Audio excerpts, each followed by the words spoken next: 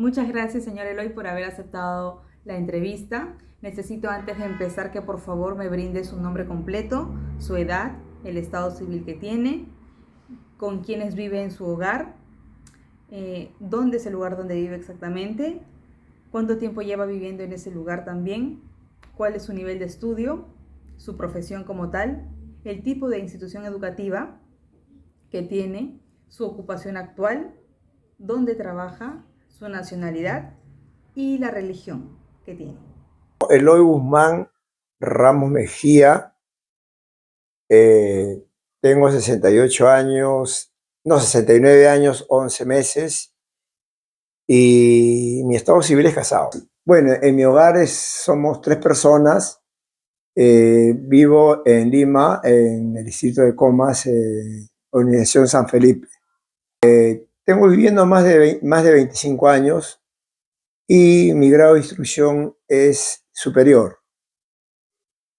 Mi educación Mi educación, tanto secundaria y superior, fue privada. Y, ¿cómo se llama? Trabajo en el Ministerio de Defensa, la Marina de Guerra del Perú, en la parte administrativa. Mi trabajo pertenece al sector estatal, al Ministerio de Defensa, y tengo laborando más de 38 años ahí en la Marina, en la parte administrativa. Tengo profesando la religión evangélica cristiana más de 25 años. Bien, como primera pregunta tenemos, ¿cuáles consideras que fueron los principales problemas económicos, políticos y o sociales que se vivieron en el gobierno de Alberto Fujimori? Fujimori entró en el año 90 con el partido Cambio 90, eh, heredó una superinflación debido a la desastrosa gobernabilidad de Alan García, el partido aprista. Creo que fue un gran desastre económico y bueno, Fujimori heredó eso y tuvo que aplicar algo que él no prometió, el shock. Muchas gracias. Con respecto a la segunda pregunta, ¿qué medidas implementaron para poder combatir la inflación durante el gobierno de Alberto Fujimori? Y dime si fueron o no fueron efectivas. Fujimori, al saber en qué estado le estaban dejando las arcas del Estado, él recurrió al consenso de Washington, ¿no? Que agrupaba, ¿no? El Fondo Monetario Internacional, el Banco Mundial, el Departamento de Tesoro de Estados Unidos, y ahí habían medidas para prestar dinero, porque América Latina de los 80 a los 90 había un problema de inflación casi en todos los países. Y bueno, Fujimori tuvo que optar por la medida de shock económico, eh, y a implementar la receta, como digo, ¿no? Del consenso de Washington, que era reducir el gasto público, cero arancel, o sea, gasto público al máximo, vender las empresas del Estado, reducir también toda la carga burocrática que había, ¿no? Que ayudó bastante también a la inflación, y reducir a la mínima parte la presencia del Estado en el aspecto económico, ¿no? Y fomentar, incrementar más bien el sector privado, lo cual esa medida en un principio fue la acertada. Claro que fueron demasiado drásticos, por así decir, ¿no? Una leche que costaba 120.000 intis llegó a costar 330.000 intis. Un azúcar blanca que costaba 150.000, costaba el kilo 300.000 intis. Un pan que estaba por decir, ¿no? En 9.000 intis llegó a costar 25.000 intis. Era prácticamente el costo, ¿no? Por supuesto que mucho se perjudicó al sector del pueblo, y con este shock económico más que nada se beneficiaron un pequeño sector empresarial, los que tenían dinero. Bien, como tercera pregunta tenemos, ¿qué políticas sociales se implementaron durante el gobierno de Alberto Fujimori para poder abordar el tema de la pobreza y la desigualdad en el país? Fujimori prácticamente al hacer este shock, la capacidad adquisitiva fue tremendamente traumática. El único sector que, bueno, para que no reclamen fue el sector del Ministerio de Defensa y el Ministerio del Interior. Más claro, la Fuerza Armada y la Policía le aumentaron 6 a 7 veces su sueldo y al pueblo casi no hubo incremento de sueldo. Y lo que sí, ¿no? Para paliar, porque producto de ello hubo mucha gente que bajó de clase media a la pobreza, crearon los famosos comedores populares, ¿no? Y bueno, prácticamente hubo bastante desigualdad, ¿no? Porque esa receta económica prácticamente era la única salida, no había otra. Y fue acertado al comienzo, pero como digo, no es eso se tuvo que afrontar ese costo social y bueno, para algo mejor que ahora que estamos. Muchas gracias por la respuesta. Como cuarta pregunta, tengo, ¿qué opinas acerca de las medidas que tomó el gobierno de Alberto Fujimori con respecto al MRTA y a Sendero Luminoso?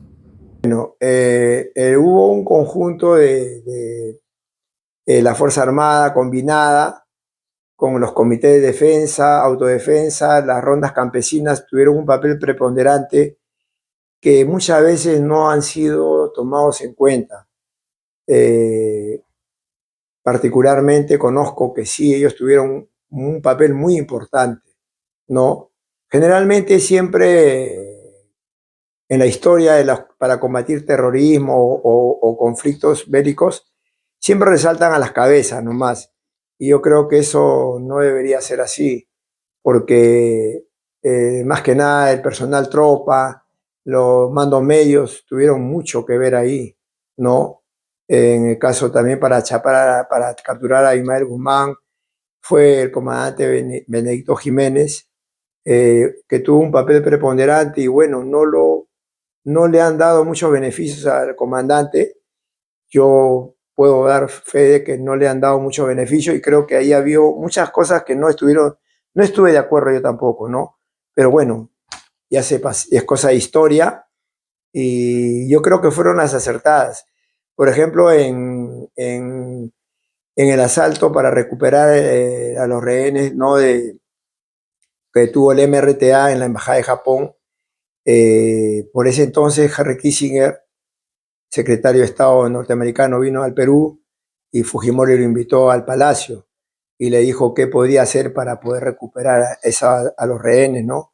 Y él le dijo que había un hombre, en este caso era Vladimiro Montesino, lo conocía porque fue alumno en las escuelas de las Américas, donde Henry Kissinger era catedrático, ahí enseñaba, ¿no? Y creo que fueron unas medidas acertadas, tan es así que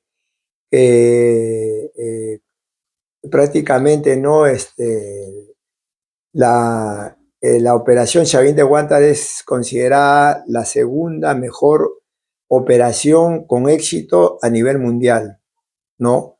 Yo creo que los soldados y todo el personal militar y pues, policial están muy preparados, muy bien preparados. Ahora, todo el mundo sabe que hubo un tema de campaña de control demográfico en este tiempo. Necesito saber cuál es tu opinión con respecto a ello. Exactamente, fue el médico, el doctor Alejandro Aguinaga, médico de cabecera del presidente Fujimori, el actor intelectual de las esterilizaciones forzadas, ¿no? Según la Comisión de la Verdad y Reconciliación Nacional en el gobierno de Toledo, el presidente Toledo, más de 300.000 esterilizaciones hubo en el sector andino más que nada. Yo pienso de que ahí no era tanta la premura de hacer eso, porque el Perú no es un país superpoblado. Japón, que es casi un poco más de Lima, tiene muchísima más población. Y yo no estoy de acuerdo en lo que hicieron. Yo pienso que a una persona no se le puede privar producto de su analfabetismo, producto de su poca educación, que le vayan a engañar, porque fue un engaño. yo creo que sanamente cualquier persona no va a aceptar tranquilamente de que lo priven de tener sus hijos. Y bueno, la justicia que haga su trabajo, ¿no? Pero es mi opinión. Pienso que no debería hacer algo sin consultarse correctamente a la persona. Ya para ir terminando, ¿conoces las medidas que se tomaron durante el gobierno de Fujimori para poder controlar de alguna forma la prensa? ¿Y cuál fue la repercusión que hubo con respecto a la libertad de expresión? Mire, la labor, la profesión del periodismo es una de las más nobles profesiones, ¿no? Pero también cuando cae en manos de personas que no tienen valores, puede ser un oficio muy vil, muy sucio. Y yo creo que se plasmó, tan es así que la caída de Fujimori fueron por los videos donde se grabó a los dueños de canales, dueños de medios de comunicación, prensa escrita, eh, vendiendo su conciencia, ¿no? Vendiéndose por dinero. Y yo pienso que eso nunca debería pasar en ningún país civilizado, porque cuando tú desinformas, lo único que vas a crear es el caos. Y yo pienso de que para que un país se pueda gobernar debe haber con transparencia los gobiernos, ¿no? Y una civilización educada también, que es lo que le falta al Perú, eh, no permitiría eso. Los famosos pasquines que hizo Fujimori también sacó periódicos chicha que le llamaban, hicieron su papel y a todas luces la prensa estuvo comprada en el gobierno de Fujimori. Y como última pregunta tengo, ¿cuáles fueron los eventos que llevaron a la caída del gobierno de Alberto Fujimori en el año 2000 y qué consecuencias tuvo para el país después de ello? Mire, Fujimori entró, hizo un papel al comienzo, un primer gobierno. Me parece que al cerrar el Congreso todo fue acertado porque los políticos lamentablemente demuestran de que ellos no ven el progreso del país, ellos van a sus intereses. Y hizo bien encerrarlo, formar un gabinete, no prácticamente casi en la mayoría eh, del partido de Fujimori, ¿no? Y elaboraron una constitución, la de 93, ¿no? Si no recuerdo, estaba ahí Rafael Rey Rey, estaba Torres y Torres Lara, y el otro, a ver, bueno, el tercero que hicieron todo lo que la receta del Consenso de Washington, ¿no? Y pienso que se vendieron empresas que no deberían haberse vendido, ¿no? Que eran estratégicas, pero bueno, hicieron mucha venta, casi prácticamente. El segundo gobierno ya comenzó ya a aparecer ya más indicios, ¿no? de corrupción, ¿no? Y en el tercero ya con los famosos videos que salieron y también pues no con